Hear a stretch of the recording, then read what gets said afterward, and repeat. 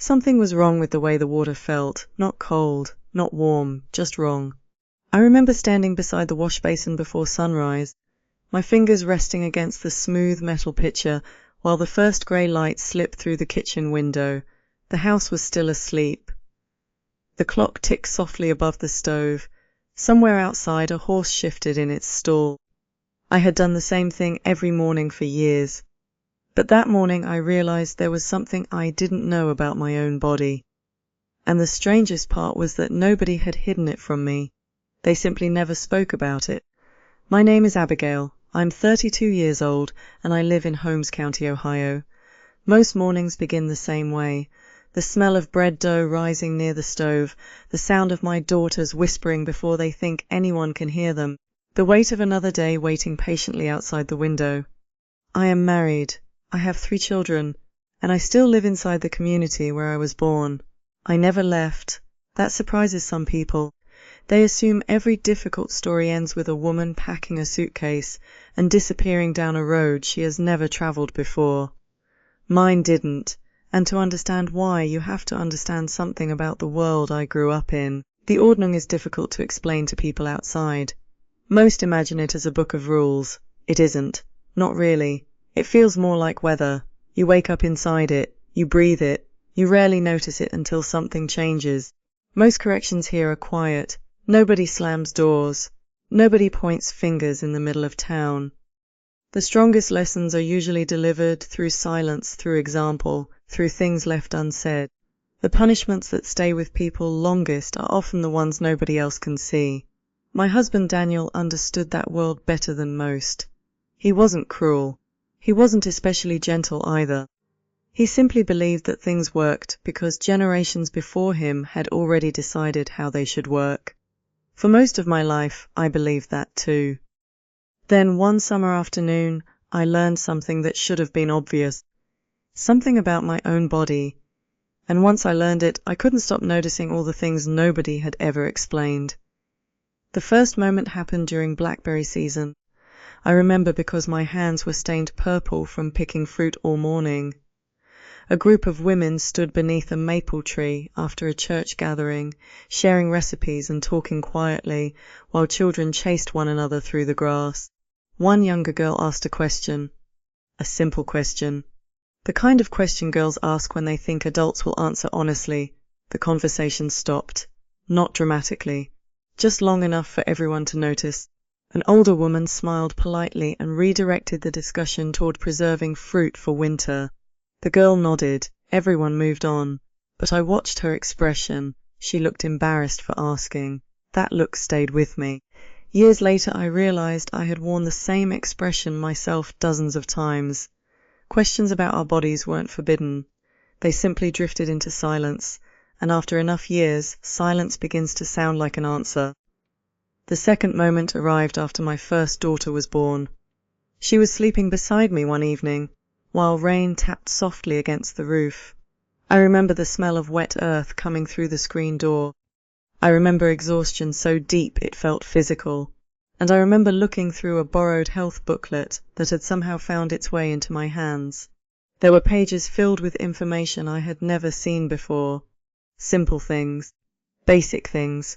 The kinds of things many women learn years earlier. I sat there reading while the lantern flickered. The strange feeling wasn't anger, it was grief. Not because anyone had hurt me. Because I suddenly understood how much of my life had been spent guessing. Guessing what was normal. Guessing what wasn't. Guessing which discomforts deserved attention and which should simply be endured. The rain continued falling outside. My daughter slept peacefully, and I realized I was learning things at 24 that might have helped me at 14. For weeks afterward, I carried that realization quietly. Then came the moment I still think about most often. It happened in autumn. The air smelled like fallen leaves and wood smoke. Several women were preparing food together for a community gathering. I mentioned something I had recently learned. Nothing controversial, just practical information. The room became very still. Not hostile, not angry, just cautious. One older woman looked at me for a long moment before returning her attention to the dough she was kneading. Then she said something I have never forgotten. A woman can spend her whole life caring for everyone else and still never learn how to care for herself. Nobody responded.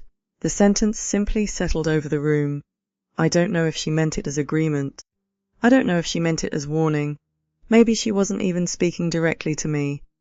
But something about it felt true. That was the moment everything changed. Not because I rebelled. Not because I decided the community was wrong. Because I realized knowledge and faith were not enemies. Curiosity and devotion were not enemies.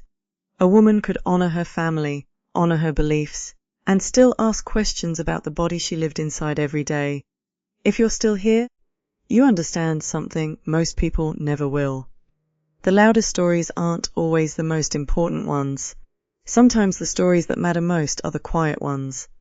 The ones hidden inside ordinary kitchens and ordinary mornings. If these conversations mean something to you, I hope you'll subscribe and stay with me. There are more things people rarely talk about, and sometimes those are the things worth discussing most. After that autumn, I started paying closer attention, not publicly, not dramatically, quietly. I listened when older women shared practical advice. I read when I could. I asked questions when opportunities appeared, and something unexpected happened. The more I learned, the less afraid I became. Not afraid of my community, not afraid of judgment, afraid of uncertainty. One evening, Daniel found me reading again after the children had gone to bed. The lamp cast a circle of yellow light across the table. I expected him to dismiss it. Instead, he looked at the book, nodded once, and said, "If it helps you understand things better, keep reading." That was all. No speech, no grand transformation, just a single sentence. But life is often changed by small sentences. Not large ones, small ones. I still live here. I still wake before sunrise.